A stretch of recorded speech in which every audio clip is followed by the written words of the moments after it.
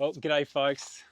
These two vehicles here are our brand new project vehicles. We have an Everest Tremor V6 and we have the 4-cylinder Ranger Tremor.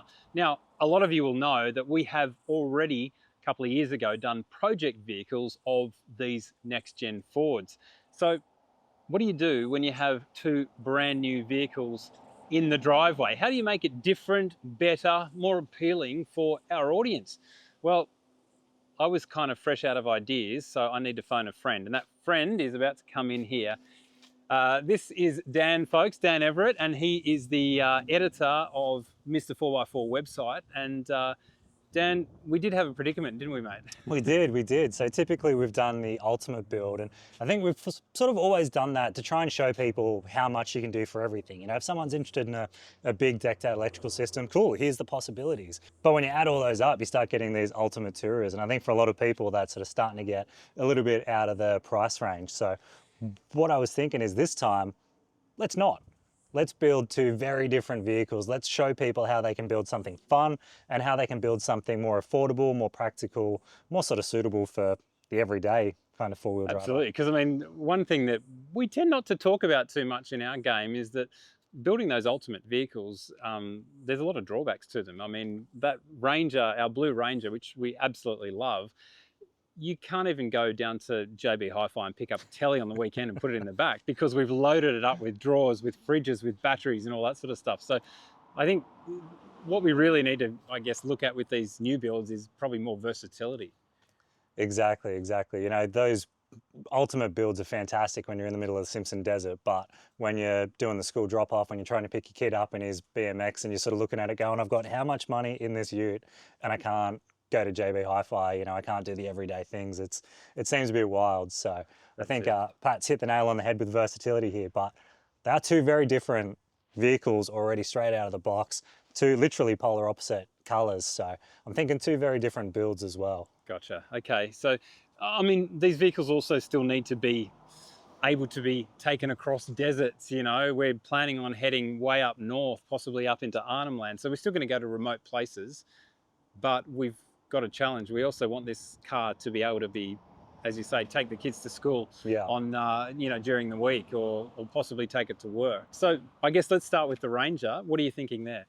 I'm thinking for this one, the big thing for a ute for most people is the tub, and it's getting that balance right. You know, when you load it up, when you put a canopy in it, when you put big drawer systems in, when you deck it out with all that kind of stuff, it's fantastic until you need the tub. So it needs to be something versatile there, you know, maybe something removable, maybe something that can be open to the elements and be that sort of rugged, go anywhere.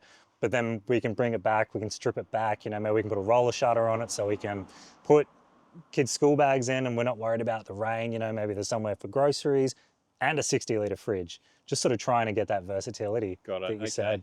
And I suppose, I mean, previously we put these massive electrical systems in there. We put like two 200 amp hour lithiums. We don't necessarily need to do that with this car though, do we? No, absolutely not. That stuff's brilliant when you're doing the big ultimate tour, you know, when you want to run your induction cooker, when you want maybe a microwave. That's something I've seen in some four-wheel drives. But if we sort of take things a step back, you know, if we look at how can we do the most with the least, we need to keep a fridge running. Maybe charge, you know, a laptop, that kind of thing. So I reckon we're going to look at something slimline, something behind the seat that will give us that option that, you know, when we are in the middle of nowhere, we can keep the fridge running. We don't need to worry about it. But when we're not, when we're back to reality, when we're back to the Monday to Friday 9 to 5, it's not an issue. It's not in the way. We haven't spent a fortune doing it, and we haven't eaten into that versatility. Yeah, no, for sure. I think one thing I'm particularly excited about with these particular vehicles is that they are the Tremor. So they're already lifted up 26 millimeters. They've got taller tires and they're 30 millimeters wider than your standard Ranger or Everest. And that gives us a lot of latitude because these cars are also going to go to the four-wheel drive shows. So we want them to look cool and still be really capable off-road. So any ideas on that front, Dan? Because we can now lift them a lot bigger. Well, that's a massive thing. The fact that they're already an inch high, you know, pretty much standard in most states is you can go just under a 33 and you can do a 2-inch lift, and that's going to be about it without heaps of hassle. The Tremors have got us halfway there. You know, we can step up larger than a 33, which is fantastic. We can go, like I said, they're already 30 mil wider, so it lets us get that real wide stance on both of them, gets us up to that 3-inch lift over a normal Ranger without any legality issues. So if there's anything we're going to capitalize on, it needs to be that. You know, we need that big tires, big width, big lift, completely legal. Yeah. That's music to my ears. Yeah, that's it. So, and folks, we are in New South Wales, so I'll tell you the New South Wales laws. This car is already lifted by 26 millimeters. You're allowed to lift them by 75 millimeters. That's combined suspension and tires in New South Wales. So 75 plus 26 is 101. So there you have 101 reasons to buy a Tremor because we can probably put like 34-inch tires on these things. So can you just imagine how this Everest will look with that? And on this vehicle, mate, I suppose let's switch from that one now onto, you know, onto this White Knight we've got here. What are you thinking about this one? For this one, I'm keen just to build a weekender, really. Something that is just looks amazing. It's big, it's tough, it's got the big tires on it, but all the bar work's nice and neat. You know, we're gonna really aim for sort of lightweight, something that can just absolutely dominate on the tracks and then go pick the kids up from their sleepover, that kind of thing. So, you know, maximum storage space inside for everyday items. So, you know, we'll look at sort of tucking compressors in compartments. We'll look at like a simplified storage system.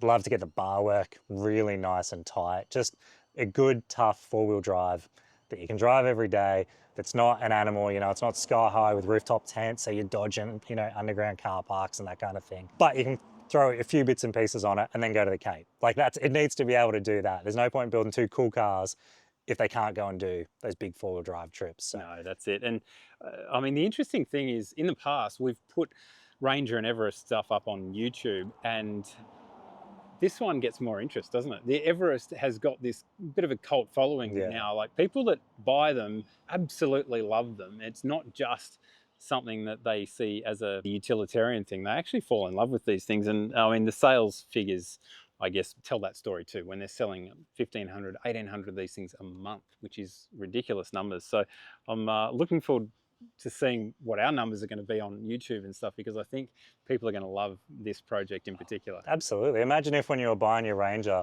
the salesman came up to you and he said, look, I've got a package. It's going to add a coil spring rear. It's going to tighten the wheelbase a little bit more, so it's going to be nice and nimble. It's going to be, you know, a little bit lighter, and it's going to be a little bit more comfortable as well. You go, that sounds fantastic. Sign me up. That sounds perfect for an off-roader. That's it.